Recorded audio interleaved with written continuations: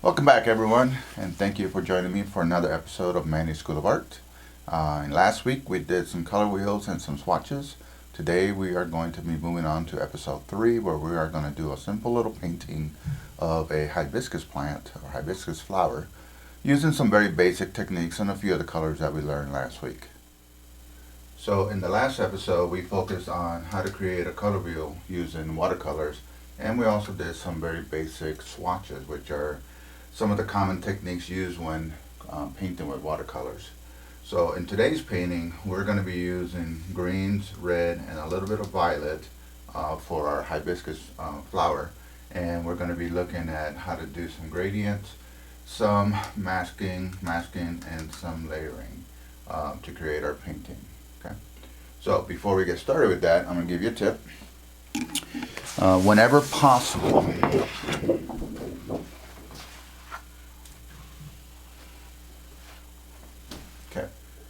it's hard to see in the camera, but whenever possible, buy your watercolors in full sheets. The full sheets is 22 by 30, and then cut them down to the sizes that you need. So typically what I do with my students and for myself is I'll take full sheets like this. Now if I'm doing a group project or if I'm doing a large commission, I will use the entire sheet. If I'm doing a medium commission, I will go with a half sheet. So I just simply cut this in half this way.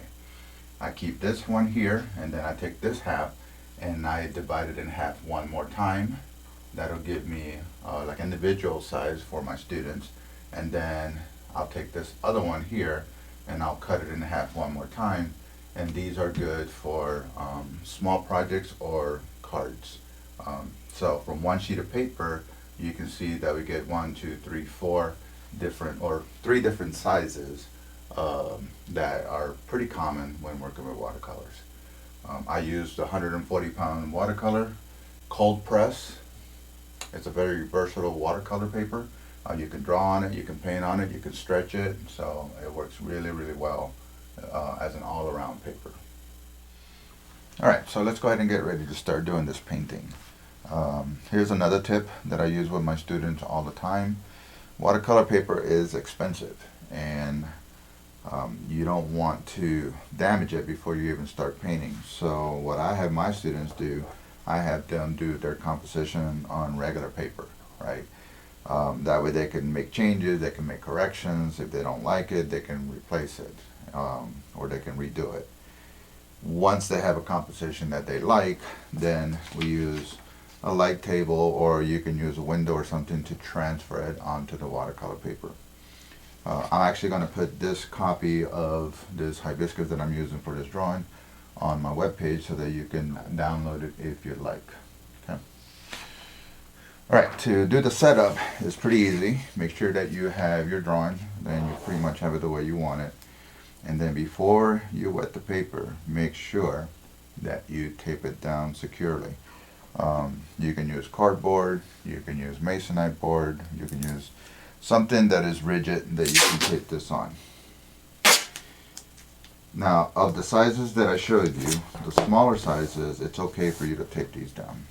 But when you start working with a half sheet or a full sheet, I recommend that you stretch the paper, and I will show you that on a later episode. But the bigger the paper, the more warpage is going to happen. So you want to make sure that it's really secured, so that as the paper begins to dry, it'll re-stretch itself.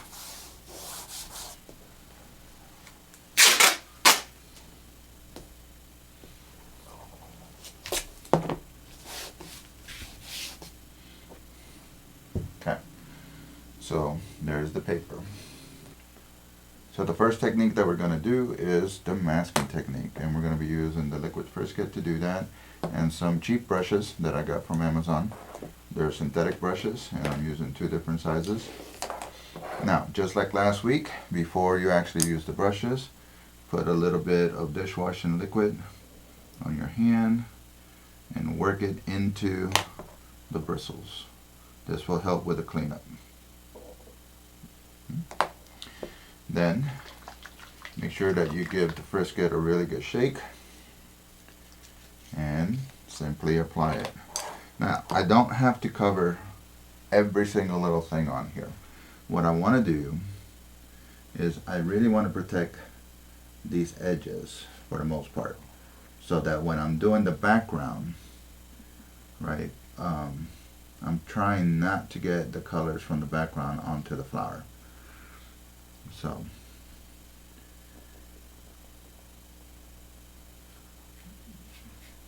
I don't need to cover the entire flower. It's just mostly the border with a little bit of thickness to it. When I get to this part here, I'll switch over to the smaller brush. Don't worry if a little bit goes out of your pencil line, outside of your pencil line, okay? Because before we start painting the petals, we can actually make whatever adjustments we need to. And more often than not, when you take the frisket off, it actually takes the pencil lines off also. So you'll have just a nice clean white area to work on when you get to the colors,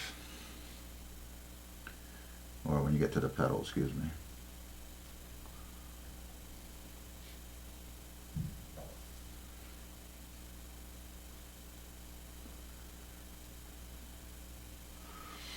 Okay, so before this dries, I'm going to come over here and get the frisket off.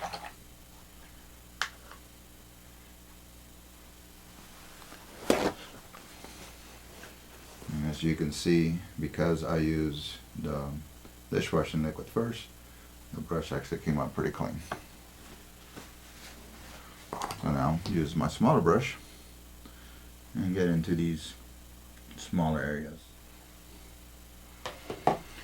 Okay, so while this is drying, let's go ahead and set up our palette.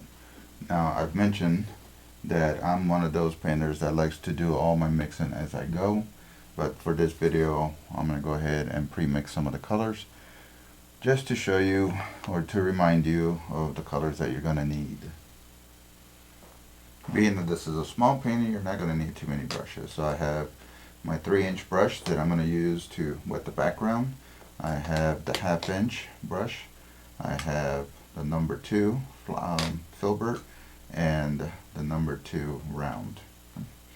I'm going to take, and I'm just going to mist this a little bit just to get it going, since I haven't used it in a little while. And then we need some clean water to do all our mixing, and then we have the other container for cleaning our brushes. So clean water. So we said we're going to need green, we're going to need red, and we're going to need a little bit of violet. So let's do the green first. I'm going to reach in here, grab some of the cadmium yellow, and I'm just going to put it over here.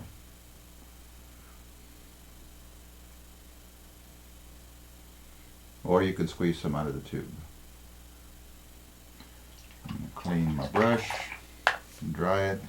And then I'm going to reach into the phthalo blue. Make sure it's the phthalo blue. It'll give you a much better green than the ultramarine. So we can start with that. If we want to make it brighter, we can add more yellow. And then if we want to make it more to the blue-green side, we can add more of the phthalo. For the red, I'm actually going to make a neutral red, and if you remember that from last week, is all we got to do is take the crimson red, the alizarin crimson,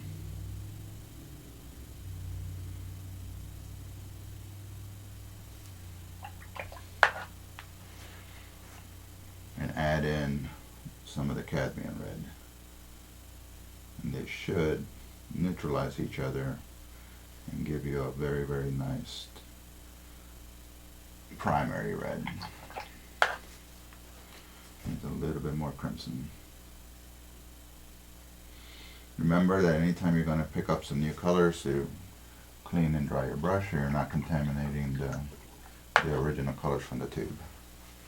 And we said we need a little bit of the purple. So I'm going to take, I've already made some, but I'm running out. So this time I'm going to go to the ultramarine blue.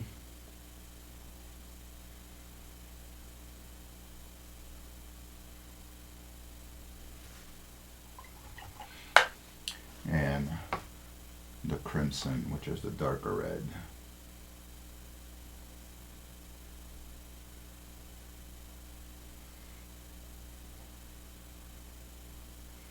And you can make it to the red side or the blue side, it is your choice. And that's really all the colors we're going to use for this. Now that all the colors have been mixed and the frisket is dry, and remember, when the frisket is dry, it'll still be tacky, so that's okay. What I'm going to do is I'm just going to wet this background here a little bit. I could do it with a spray bottle or with a brush or a combination of both. And then we're going to put in just very soft colors in the background. So I'm just going to spray a little bit. And we don't need to saturate this. We're just putting on a little bit of color, a little bit of water to give us a little bit of extra mixing time.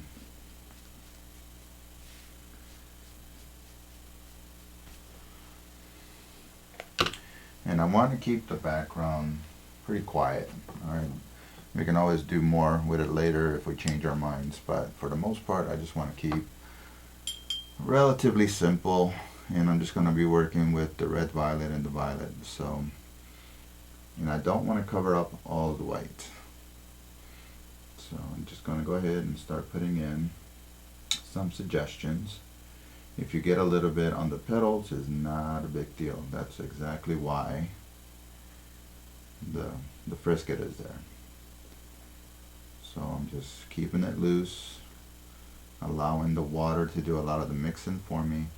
And from time to time, I'm just going to reach in here and grab a little bit more of the ultramarine blue and let that mix with the red violet that I've already made.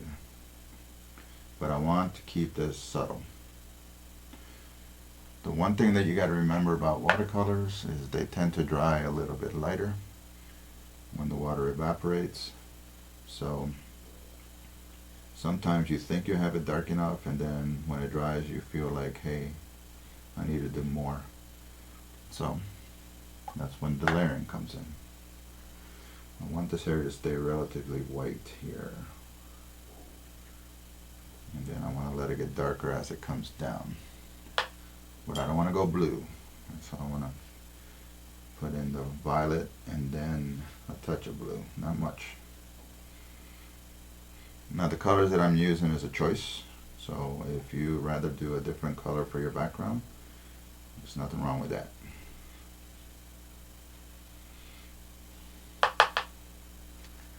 There's a touch of blue, ultramarine.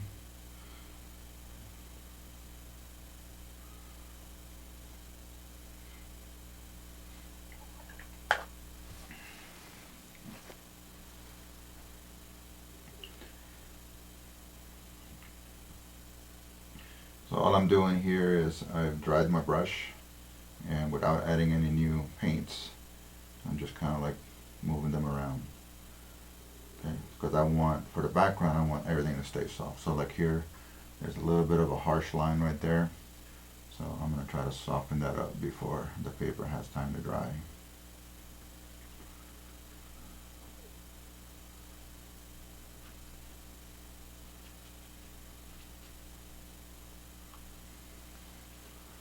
Right here I got just a little bit too much white.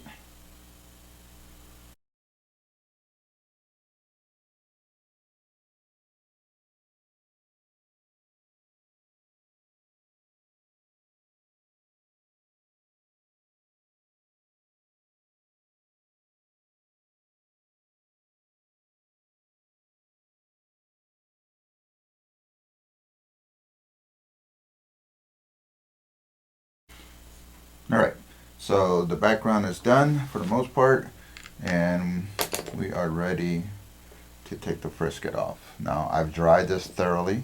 Remember, anytime you go to take frisket or tape off, make sure that the painting is completely dry. And this, you just use one of these, or you can just rub it off with your fingers. So whichever works best for you. And you can see that the petals are nice and clean. and it doesn't take very long at all. Just make sure it's completely off. Sometimes we miss a little spot, so after I get all of this off, I'll run my hand through it and just make sure I don't feel any areas that are still sticky from the frisket.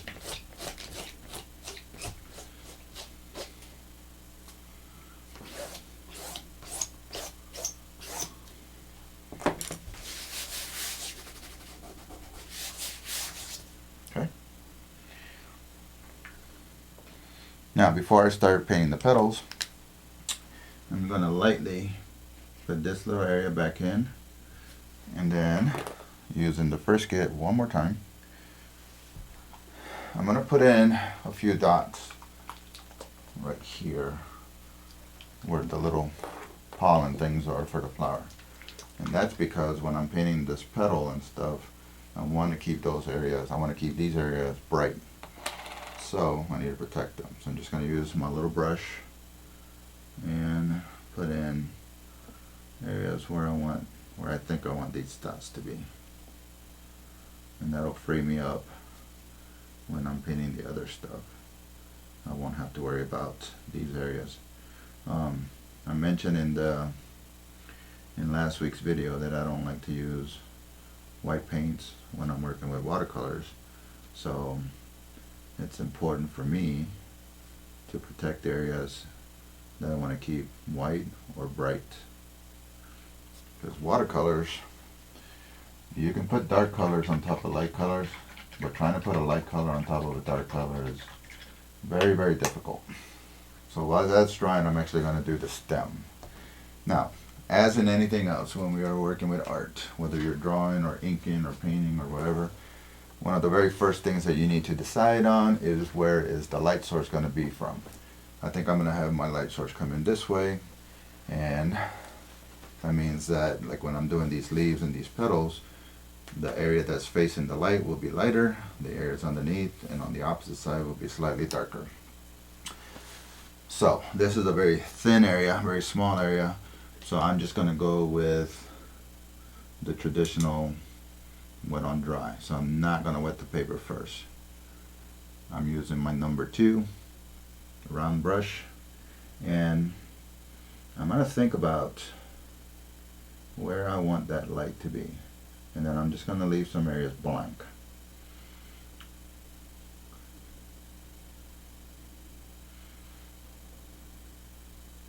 And then right where that light is going to be, I'm just going to take some of my green, and I'm just going to add a little bit more yellow to make it a yellow green.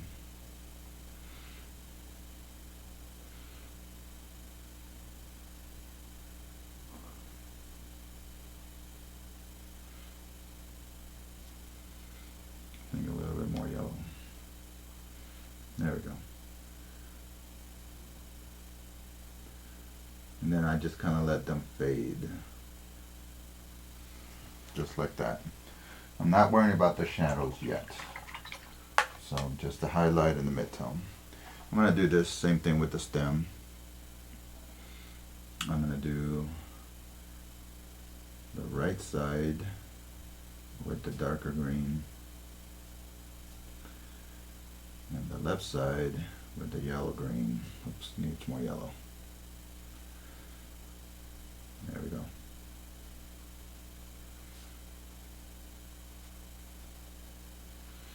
And then just where the two meet, just a gentle rub. And like down here, I feel like it needs a little bit more of the green. So I want to hit that before it dries. And I let the water do a lot of the mixing for me. I try not to overwork the watercolors. And I'm going to do this other leaf right here real quick.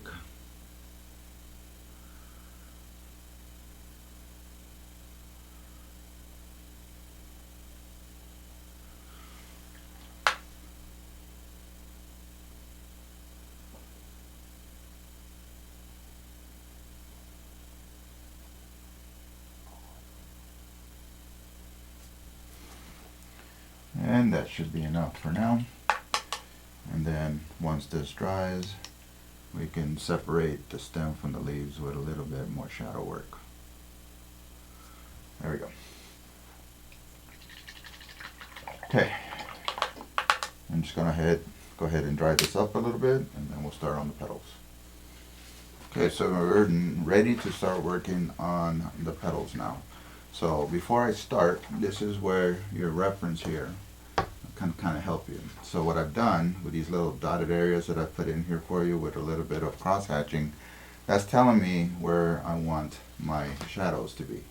It's also going to help me figure out which petal is in front of which. So if you need to, take a pencil and very lightly kind of sketch those areas in as a reminder. And because watercolors are see-through, you'll be able to see all of this underneath your painting. If you don't see it, that means you don't have enough water on your paintings. So make sure that you mix enough water with your colors. Okay. So when I start painting the petals, I'm going to treat each one as an individual, right? Because the light source is going to affect each one differently. I think I'm going to work with my 1/2 inch.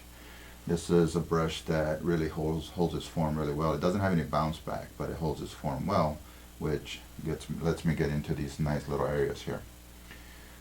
So what I want to do is I want to start putting in my base coats, leaving some areas of white where I think the light would be hitting.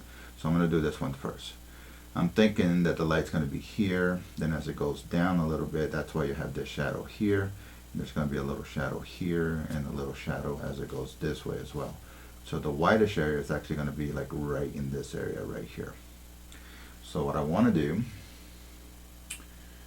I'm going to wet this one petal just a little bit, and then I'm going to use the mixture that I did. I'm going to test it out. It looks a little orange to me. I'm going to add a little bit more crimson to it.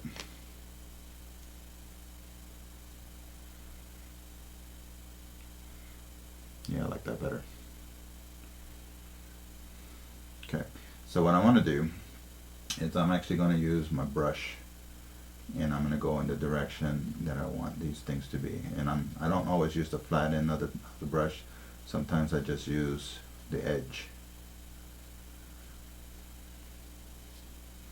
Here there's going to be a shadow, and I'll show you guys how to do that in a little bit. But we don't want to do everything at once. So right here, I'm putting this in right here, and there's that highlight area that I want. And I want it broken like that, which is why I wet the paper first. Right? So I'm going to dry my brush. Now while this is setting, I don't want to work here because I don't want this to bleed into that. So I'm going to work on this one, and then when this one is done, I'll work on this one. This right here indicates where the petal is going into the plant, right? So I know that that's going to be my dark area. But again, we'll do the dark stuff at the very end. Because this is a little bit further away, the light is probably going to be like right in this area here. And there's going to be a cast shadow here. I'll put that in later. So, once again, just touching and pulling.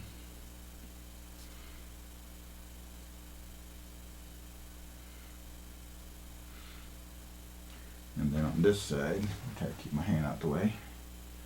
I'm going in this direction. So all of this is going to be darker.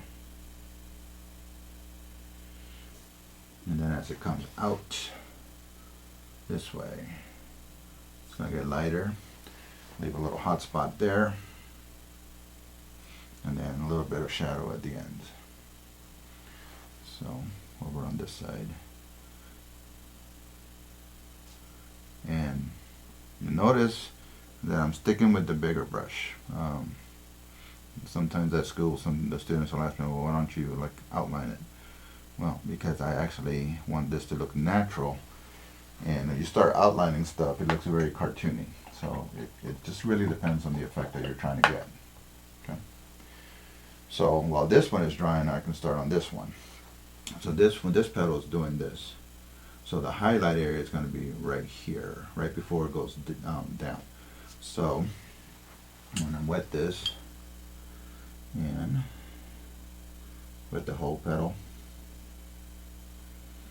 And it's going to be the darker red here, and then right up here it gets light, and then it gets dark again when it goes down.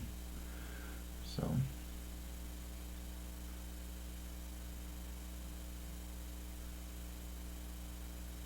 just kind of following where I think my cross contours are going to be.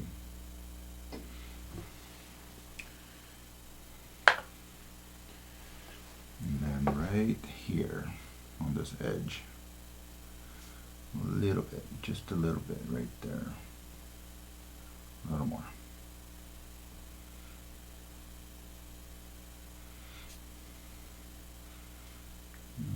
A little bit darker down here, I think. Okay. So what I'm going to do is I'm going to dry these up a little bit, because I don't, when I start working on this, I don't want it to bleed into that. And when I start working on this, I don't want it to bleed into those. If it does bleed into them, it's not a huge deal because I have to still put in the shadows, but I just prefer to dry it first. Process is exactly the same. The light source hasn't changed. So in this case, it's going to go red, light, red, and then down here we'll put in the shadow in a little bit. And then here, this is actually going to be dark, and then it gets a little bit lighter. So the white area is actually going to be like over here somewhere. So here we go.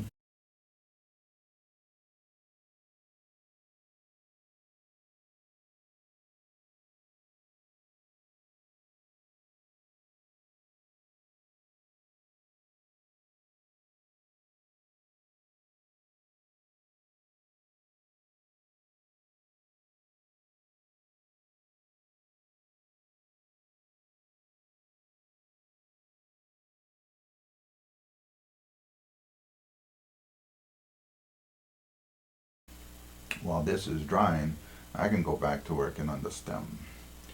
So here we go. We want to separate the stem from the leaves. So this is nice and dry, so I can kind of draw a little bit if I need to. So I want to separate this from this. And then this thing is going to have a shadow going this way. There'll be a shadow here, right, because the light source is still there. And this we could potentially see a little bit of the shadow from this petal on this petal here, and then the underside of this will be in shadow. So a lot of times I tell my students, it looks good, but you need to add some shadows. And the first response is, well, I don't have any black. Well, a shadow is not black, right? A shadow is just a darker version of whatever color that you're working with. So the way that we're going to do this today is we're going to take our green and we're going to use a little bit of its opposite color to make the green look darker. So I mixed up some green here, and I'm going to add just a little bit of its opposite or complement, which is red. And when you mix these together, you can see that that green looks almost like a grayish green. That should work very nicely for our shadows. The other thing you got to remember is that shadows are not outlined. So a lot of times the students will do this, they'll outline and they cut in, and then it looks kind of weird. So try to avoid outlining or drawing an outline when you're working with a shadow. It's just a darker version of whatever it is you're doing. So keep those edges soft. And depending on the brightness of the light, sometimes those shadows are even more diffused. So like here, for example, whoops, need a little bit more pigment.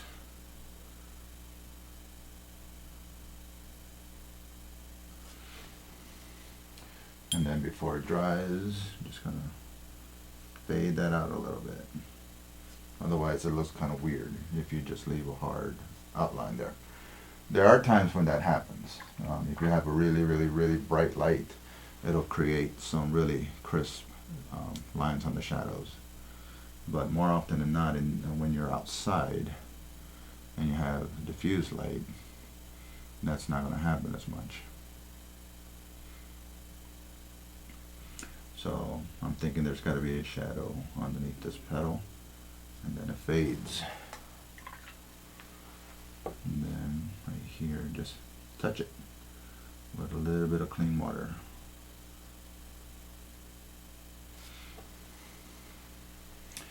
I'm thinking this shadow here is a little on the weak side, so I'm going to go ahead and strengthen that a little bit more.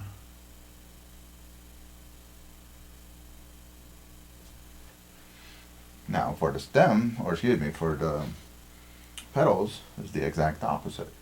We have red, which I'm going to mix some more of, and then to make the red darker, we're going to add green to it. Okay, so let me mix up a little bit more red, and then I'll be right back. Alright, so I got more red here. Then I'm just going to add a little bit of green to it, just a little bit. This time I want to make sure that I keep it to the red side, where the other one I kept it to the green side. So that should work very nicely. Alright, so I got this all nice and dry, and hopefully you guys can still see some of my pencil lines, but I'm just going to darken them just a tiny bit so that you can see where I plan to put in some shadows. Now this whole area here, right here behind the stem, that's where it goes into the flower, so that we know that that area is going to be the darkest point. And then as it comes this way, it's going to get lighter. So, and then we leave that there. There's going to be a shadow here, shadow here. I may darken this up a little bit more right here. I don't know. We'll see. And then we need to separate, actually this petal's in front of that, so we can leave that just like that. Okay.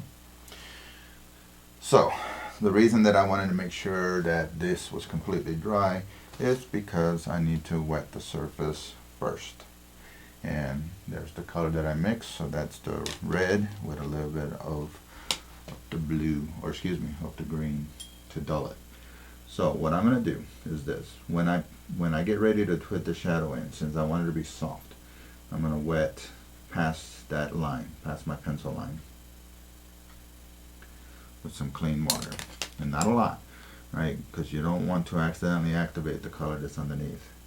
And then I'm using my number 2. And I'm working where the two petals meet.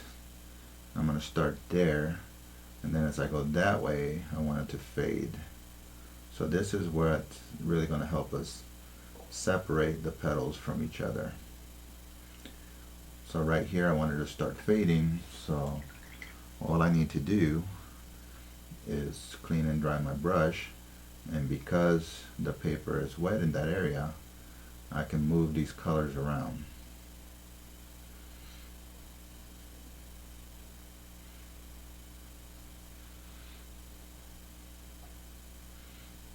There we go. And I really want to make sure that I keep the shadow looking soft. And it's okay if there's a little texture in it, but it has to be soft. Okay. So while that's working, I'm going to work on the inside portion of it, which is this area right here.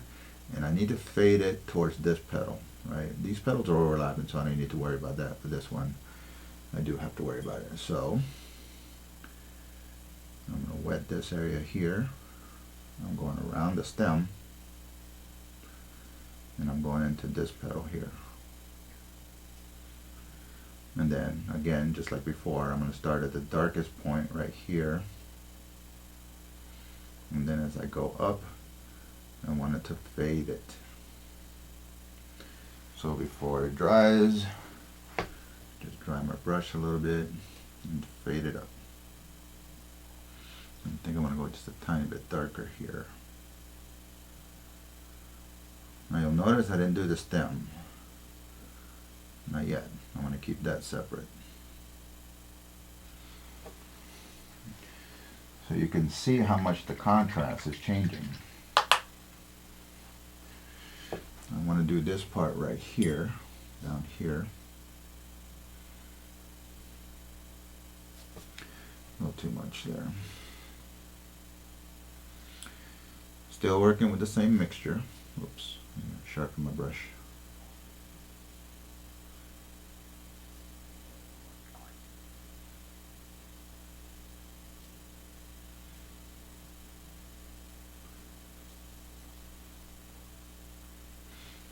And just fading it up. I definitely don't want to lose that white. That's my highlight area. And then this petal is in front of this one, so I need a little bit of a shadow there.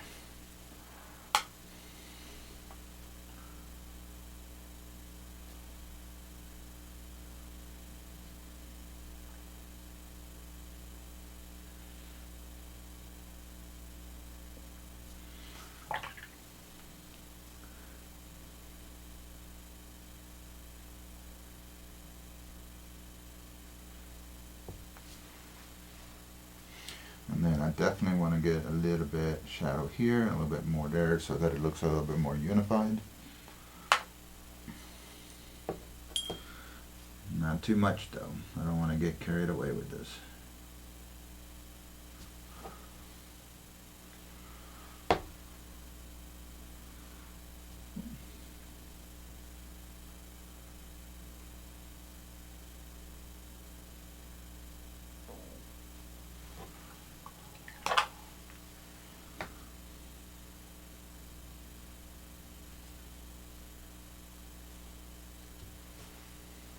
And then I need my shadow over there.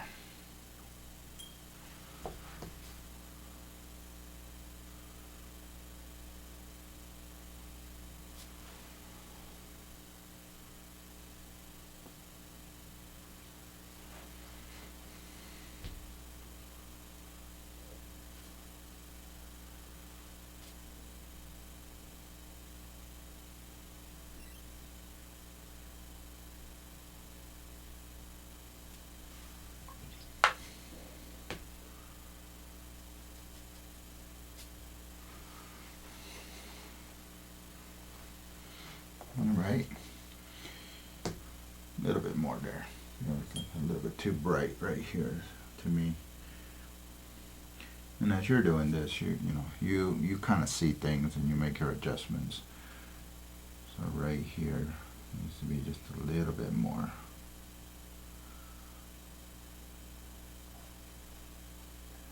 There we go.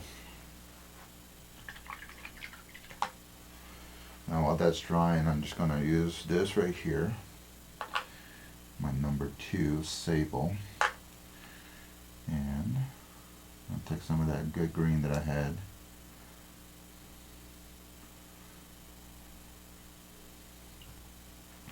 with a touch of the red, try to bring it up to a nice point, or I could switch to a smaller brush. And then I can kind of start suggesting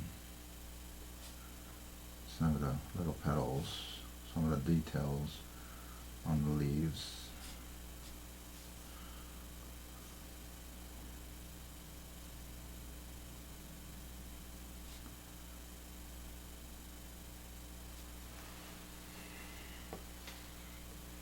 Okay. All right. One last drying so that I could finish up the stem area, and then I think we're going to call this one done. I mean, you could take this to whatever level you want, but this is a beginner one, so we're going to finish it up and call it done. Alright, for the stem, what I'm going to do is I'm going to go in here with my dark value on this side, especially where it goes into the flower.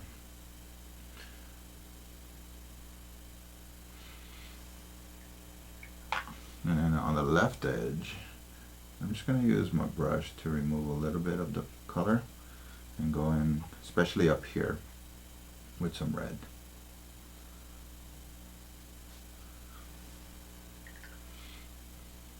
And it needs to be darker there, so I need to add just a little bit of green down there.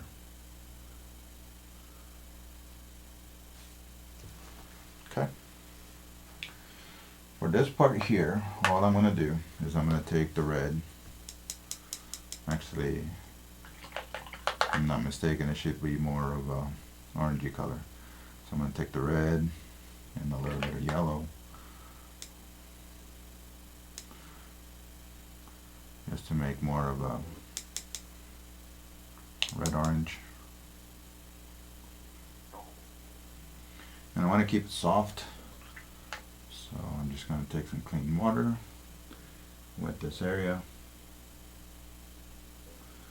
and drop in that color. A little bit more of that.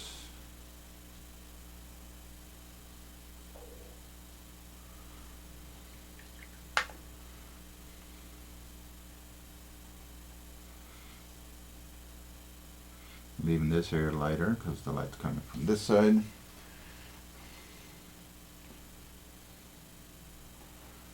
Tiny bit of the green on this side to make it a little darker. Not much, very subtle. Then we'll dry it. Take the frisket off. And if we need to, we'll put in some little yellow. Those little yellow buds or whatever they're called. So we're going to take this off right here.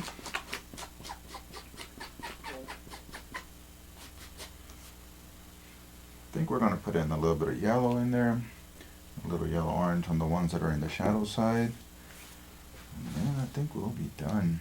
So here I'm just going to take pure yellow,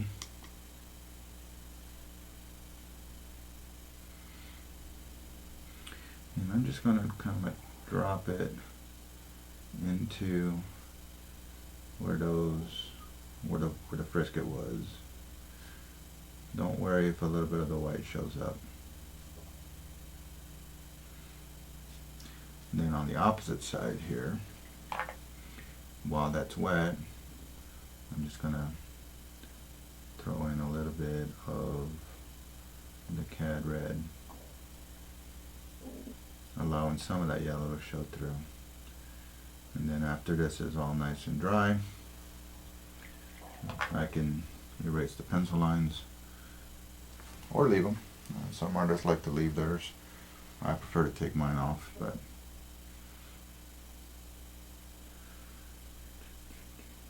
there we go. Keeping this nice and loose.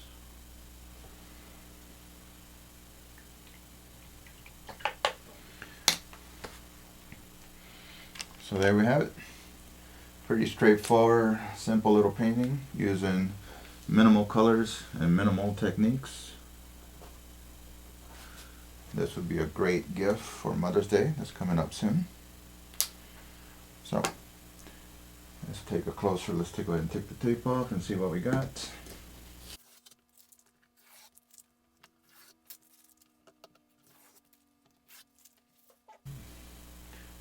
Alright guys, this is pretty much what the final product is going to look like. The white areas there will be left there for now. When I mat it, those will be covered with the mat. This is a great little painting to get you started. It also makes a really nice gift for Mother's Day that's coming up very soon. So let me know what you think in the comments. And if you found this video helpful, please like and share, subscribe, and don't forget to hit that bell. Alright, we'll see you next week with another painting. Thank you for watching.